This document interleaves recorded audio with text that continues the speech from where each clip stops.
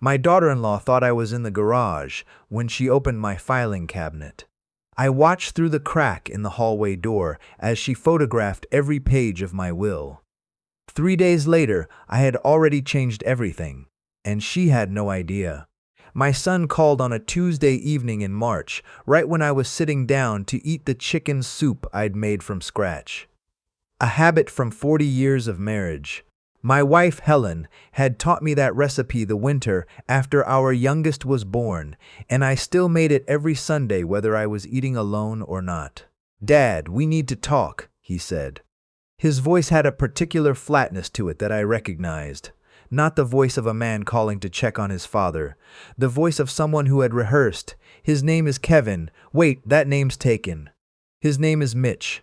Mitchell Allen Webb, 29 years old, my only son. He'd moved back to Flagstaff from Phoenix 8 months earlier after what he called a career transition, which meant the marketing firm he worked for had let him go and he hadn't found anything new.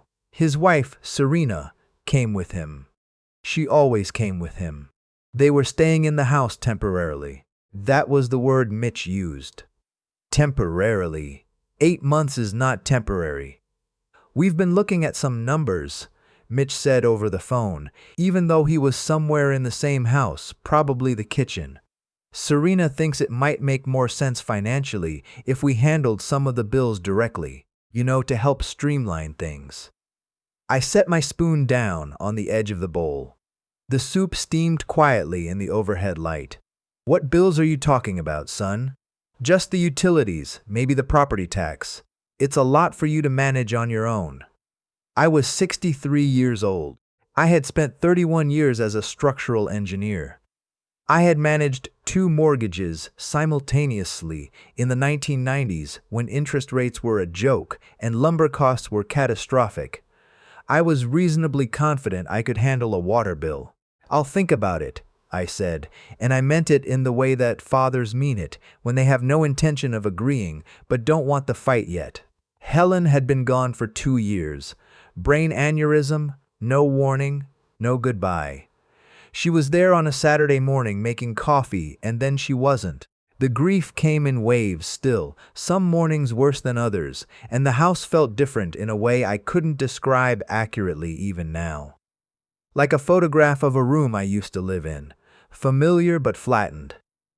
Mitch had been attentive in the months after the funeral. He called.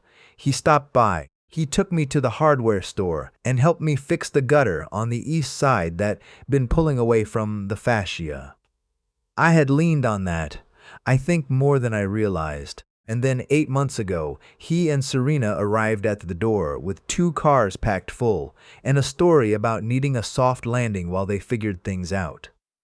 I had said yes because I am his father and because the house felt too quiet. That was my mistake.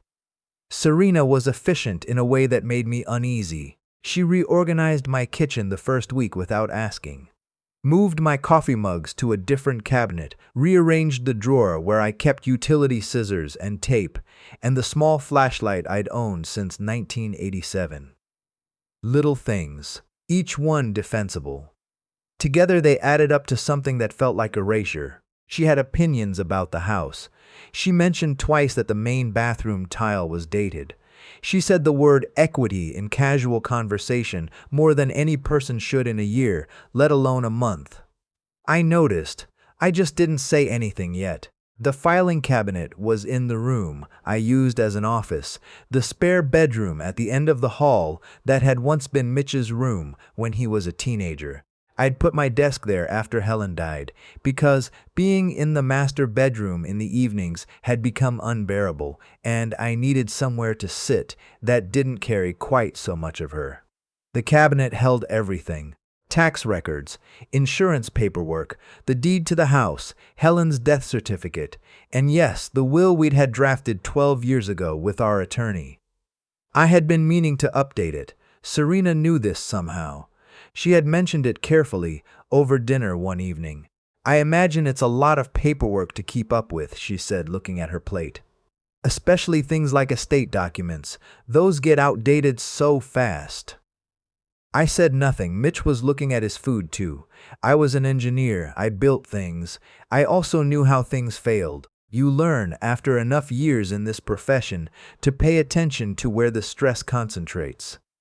It was a Friday in April, about 3 weeks after that dinner, when it happened.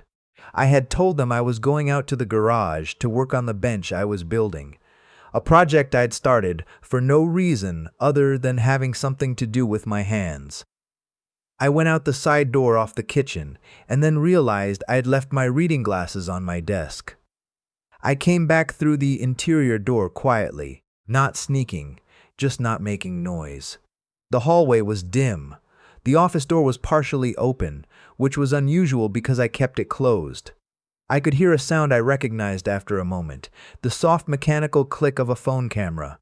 I stopped. Through the gap at the door hinge, I could see Serena standing at the open filing cabinet. She had the will in her hands. She was photographing each page methodically, turning them with the careful precision of someone who didn't want to leave visible marks. Her face was calm, focused. I stood there for what felt like a long time, but was probably 30 seconds. Then I went back outside to the garage without my glasses.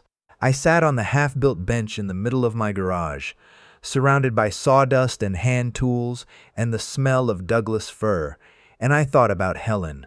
Not about losing her, about something she had said to me once, years ago, when we were dealing with a situation at Mitch's school. Some disciplinary thing I can't fully remember now. She had said, "Don't react immediately. You'll think clearer when you're not running on adrenaline." She was almost always right about things like that. I stayed in the garage for 2 hours. I built nothing. Inside, dinner was being made. I could smell something through the side door. Pasta, probably. Serena liked to cook elaborate things and then make a point of how much effort it had taken. I washed my hands at the garage sink, dried them on the shop towel, and went inside. "There he is," Mitch said from the couch. He was watching something on his phone. "We made linguine. Smells good," I said, and I sat down at my own kitchen table and ate dinner and said almost nothing, and I was already planning. My attorney's name is Paul Gunderson. I have been working with him for 18 years, since before he made partner at his firm. We play golf badly together twice a year, and he knows my family history the way a doctor knows a patient's chart. I called him first thing Monday morning from my truck, parked in the lot of the Home Depot 2 miles from the house. "I need to update my estate documents," I said. "Everything. And I need it done without any paper trail coming through the house." Paul didn't ask many questions. He'd known me long enough to understand that when I said something needed to be done quietly, I meant it. We met Wednesday at his office on LaRue Street. The paralegal brought coffee in those small ceramic cups they keep for clients, and I sat across from Paul's mahogany desk and told him what I had seen. He leaned back and pressed his fingertips together. "What you're describing is someone photographing a legal document they don't have authorization to access," he said. "That alone doesn't constitute a crime, technically, but combined with any subsequent attempt to contest or manipulate the estate, it would be relevant evidence." "I'm not interested in prosecuting her," I said. "I'm interested in making sure that whatever she photographed is no longer accurate." Paul almost smiled. "That we can absolutely do." The new will was straightforward. The house and my retirement accounts, a 401(n)(A) from my engineering years, and a pension from the state infrastructure project I had worked on in the late 1990s would go into a revocable trust I controlled entirely. The trust had a successor trustee, my college roommate, Terrence, who lived in Colorado and had no relationship with Mitch or Serena whatsoever. Under the new structure, Mitch would receive a modest inheritance in the event of my death, with provisions and conditions attached, handled entirely by the trustee. Serena, as a daughter-in-law, had no direct claim on anything. More importantly, the house was now formally placed in the trust. It could not be inherited, sold, or claimed outside of the trust's specific terms. Any attempt to contest it would require proving the trust itself was invalid. An extraordinarily difficult legal standard. I also, while I was there, quietly changed the beneficiary designations on my life insurance policy and my bank accounts. I signed everything on Wednesday afternoon. Paul kept the originals in his firm's document vault. I drove home and made soup. What happened next took another 10 days, and I didn't have to do anything to make it happen. The trap, such as it was, had already been set. All I had to do was not interfere. Mitch came to me on a Saturday morning while I was sitting on the back porch with coffee. He had that same rehearsed quality in his posture, shoulders squared, chin slightly elevated, the look of someone about to deliver a prepared speech. "Dad, Serena and I have been talking seriously about the future," he began, "about stability, and about what makes sense for the family going forward." I looked at him over the rim of my mug. "Okay, you're not getting any younger." He winced slightly at his own words. "I mean that respectfully. And the house it's a significant asset." Serena did some research, and with the current market in Flagstaff, it's probably worth somewhere around $600,000. Maybe more. I had paid $187,000 for it in 1998 and put considerable work into it over the decades. I was aware of its value, she thinks, Mitch continued, and I agree that it might make sense to talk to an estate attorney about some kind of arrangement. A transfer of ownership, maybe, while you're still alive. It would avoid probate and… Mitch. He stopped. "Are you asking me to sign the house over to you?" He looked uncomfortable. "Not in those terms. It would be more of a…" "That is what you're describing," I said. My voice was level. I'd learned a long time ago that the steadiest voice in a room carries the most weight. "You're describing me transferring title to property I own and paid for and have lived in for 26 years. It would still be your home," he said. "Nothing would change about that. Everything would change about that. Once your name is off a deed, you are a guest in your own house." I had watched that happen to Helen's mother in the last years of her life, and I had no intention of repeating it. "I'll think about it," I said. I watched something flicker across his face.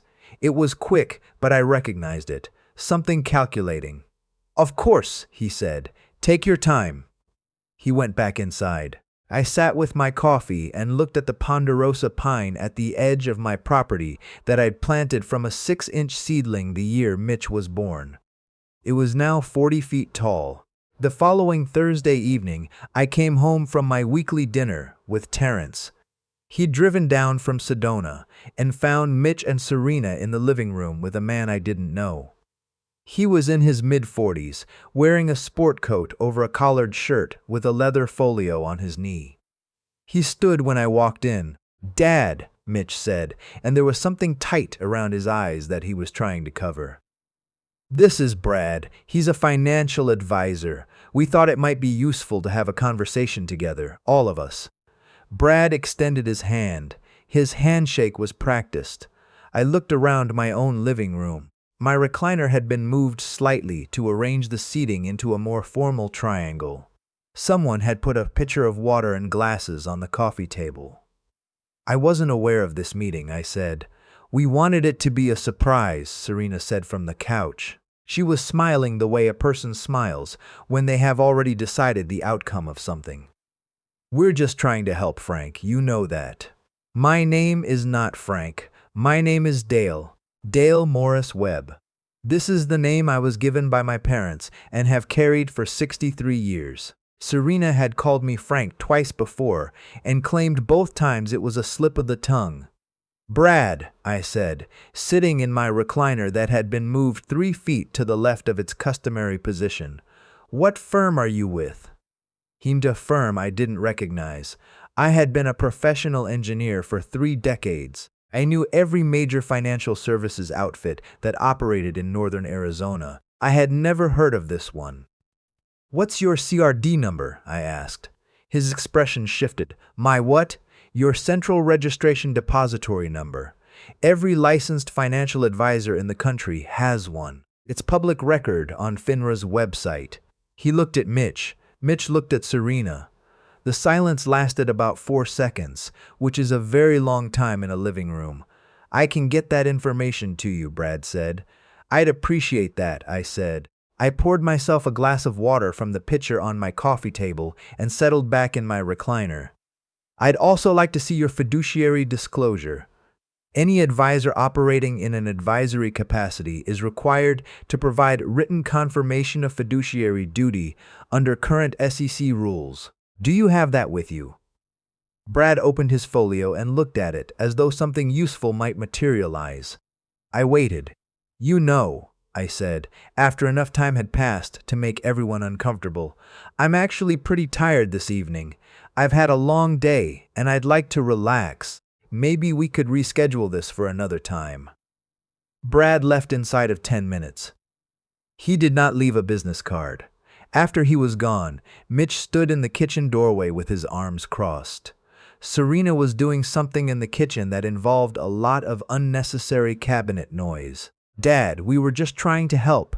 "I know," I said. I turned on the television. "Good night, son." I called Paul Gunderson the next morning. He had already completed the trust documents, so there was nothing new to execute. But I told him about Brad and the meeting and the CRD question. "Smart," Paul said. "Very smart. Unregistered individuals providing financial advice are operating illegally. If he's part of any scheme to manipulate your estate, that's relevant." "I don't think he's anything," I said. "I think he's someone Mitch found who was willing to show up and look official." "Still," Paul said, "document it. Date, time, what was said. Send me an email today." I did. 2 weeks after that, on a morning in early May, I came downstairs at 6:30 to find Mitch sitting at the kitchen table with papers spread across it. My papers. He had been in the filing cabinet again. I stood in the kitchen doorway in my bathrobe. He looked up. A flash of something, guilt, or maybe just recalculation, crossed his face, and then it was gone. "I was looking for the insurance documents," he said. "I thought I'd help organize things." "Those are my personal files," I said. "I was just trying to help." There it was again. That phrase. A phrase with no inside to it, hollow as a plastic egg. I crossed to the table, collected every paper he had touched, tapped the stack against the tabletop to straighten it, and walked back upstairs to my office. I locked the filing cabinet with the small key I had been carrying in my pocket for 3 weeks. I sat at my desk for a moment, in the early morning light, listening to the house. Then I called my nephew, Owen. Owen is my late brother's son, 27 years old, and the only other person in the family I trusted completely. He lived in Tucson, working as a paramedic, and we had always had an easy, uncomplicated relationship. "I need a favor," I told him. "I need to have a conversation in person." He drove up that Saturday. We sat on the back porch, the same porch where Mitch had given me his speech about the house. Owen is a quiet man, the kind that listens with his whole face. I told him everything, start to finish. He didn't interrupt. When I was done, he was quiet for a moment. "What do you want to do?" he asked. "I want to handle this the right way," I said. "Legally, cleanly, with documentation. And I need someone to know what's been happening in case things escalate." Owen nodded. "I'm here. There's something else," I said. I had thought about this for a while. Paul suggested that if I have a reason to contact law enforcement, it would be stronger with a witness. Someone who can corroborate the pattern. What kind of pattern are we talking about? "Financial elder abuse," I said. "That's the legal term. Arizona statute defines it as knowingly taking or obtaining property of a vulnerable adult through deception or undue influence." Owen was quiet again for a moment. "Are you 63? I am. That's not the typical demographic they write those statutes for." "I know," I said, "but the law doesn't require a certain age. It requires a pattern of behavior and evidence of intent." I paused. "And I have both." What I had specifically was this: the phone camera photographs of the will Serena had taken without authorization. I had my own documentation, timestamps, a written log I'd been keeping since March. I had a witness to the ambush meeting with the unregistered financial advisor. I had a son who had been in my personal filing cabinet twice without permission and had, on the second occasion, removed documents from their location. I was not a victim. I was an engineer who had identified a structural failure in progress and had already poured the reinforced foundation before the walls came down. I made one more call, this time to the Coconino County Attorney's Office, which handles elder financial abuse cases in this part of Arizona. The deputy they connected me with was businesslike and patient. I walked her through the timeline. She asked several clarifying questions. "This is documented well," she said. "What you're describing with the will, the unauthorized photographing, is potentially actionable depending on subsequent use. The advisement meeting with an unregistered person is something we'd want to look at. And the pattern of behavior you're describing with the property pressure campaign is consistent with cases we see." "What would you need?" I asked. "Continue documenting," she said. "If anything escalates, any additional attempts to access your financial documents, any pressure to sign legal instruments, anything that feels coercive, contact us immediately." "I will," I said. I thanked her and ended the call. Then I sat in my truck in the Home Depot parking lot for a few minutes, looking at nothing in particular. I thought about the bench I was building in the garage. I thought about the linguine Serena had made, which, honestly, had been good. I thought about Mitch at 9 years old, building a model rocket with me in the garage one summer, how seriously he had taken it, how hard he'd worked to get the fins straight. That boy was still somewhere inside the man, sitting at my kitchen table with my papers spread out in front of him. I didn't know where he had gone, but I also knew that I could love my son and protect myself from him at the same time. Helen would have understood that. The next morning was a Monday. I came downstairs at 7 to find Mitch and Serena at the breakfast table, which was unusual. They rarely appeared before 9. Mitch had a piece of paper in his hand, a printout of something. "Dad," he said, "I did some research over the weekend. It looks like there was a trust established recently under your name, with a third-party trustee." He looked up. His face was strange. Not angry, exactly, but unsettled in the way of someone who has walked into a room expecting furniture and found bare floors. "You didn't tell us about this." "It's my estate," I said. I poured my coffee. "I'm not required to." "A trust means the house wouldn't pass to us the normal way," Serena said. There it was, not pass to Mitch, to us. "The house will be administered according to the terms of the trust," I said, "which are private and which I have no obligation to share." "This feels like something you did without talking to us," Mitch said. His voice had the tone of a man who considered his father's legal decisions a family matter requiring consensus. "I talked to my attorney," I said. "That's who a person talks to about their legal documents." Serena put down her fork. "Frank, my name is Dale," I said. It came out flat and final, like a door closing. She stopped. Mitch looked at her, then at me. Something passed between us in that moment, a reckoning maybe. The recognition that the ground he had been testing had turned out to be bedrock. "I think," I said, setting my coffee mug down, "that it's time we talked about the living arrangement. I've given you 8 months. That's been my choice, and I don't regret it. But I think you're both ready to find your own place. We can't afford." Started. "Then that's something to work on," I said. "I'll give you 30 days. Mitch opened his mouth and then closed it. 30 days is standard notice in Arizona," I said. "I'll put it in writing today and have a copy for you this afternoon." I took my coffee to the back porch. The ponderosa pine caught the early light along its upper branches.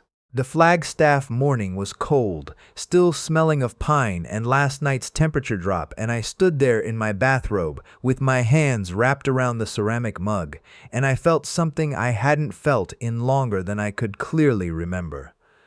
Just calm, just the pine tree and the thin, cool air and my own heartbeat, steady. Mitch and Serena were gone inside of 25 days. They found an apartment in Phoenix, Mitch's old city, and moved out on a Thursday with a rented truck and very few words. When the truck pulled out of my driveway, I stood at the front window and watched it go. I didn't feel the way I expected to feel. Not grief, not triumph. Something quieter than either. I went back to the garage and worked on the bench. It was nearly finished. I had dovetailed the joints by hand the old way because I had the time and because it mattered to me to do it right. Owen came up the following weekend and we put it on the back porch together, right where I'd been sitting all those months. It fit the space exactly. I called Paul Gunderson to let him know. The situation had resolved without further escalation. He was glad to hear it. The deputy at the county attorney's office thanked me for the update and noted the file was being kept open for 90 days per standard procedure. I contacted Mitch once, about 2 weeks after he'd moved out. I kept it short. I told him I loved him. I told him that whatever he chose to do next, he would need to do it on his own terms and without using me as a financial plan. I told him the door was not closed, but that trust is rebuilt slowly and from the ground up. He didn't respond. I sat with that for a few days. Then I let it be. The last Saturday in June, I drove down to Phoenix, 4 hours, easy on the interstate, and visited an engineer friend I'd worked with in the 90s. We ate dinner at a place near Camelback and talked about a lot of things that had nothing to do with family. On the drive home, the desert was lit up in the long golden light of a summer evening, the saguaros standing still against an orange sky. I had built this life from scratch the first time. I was not afraid to tend to what remained of it. The bench is still on the back porch. I drink my coffee there most mornings now. The ponderosa pine is taller than I remembered it being, or maybe I'm just paying more attention. Helen would have liked sitting there. She always loved mornings. Some things you build to last. You choose your materials carefully. You don't cut corners on the joints. And when someone tries to take the structure apart while you're still standing in it, you remind them that you're the one who built it in the first place, and you know exactly how it holds together.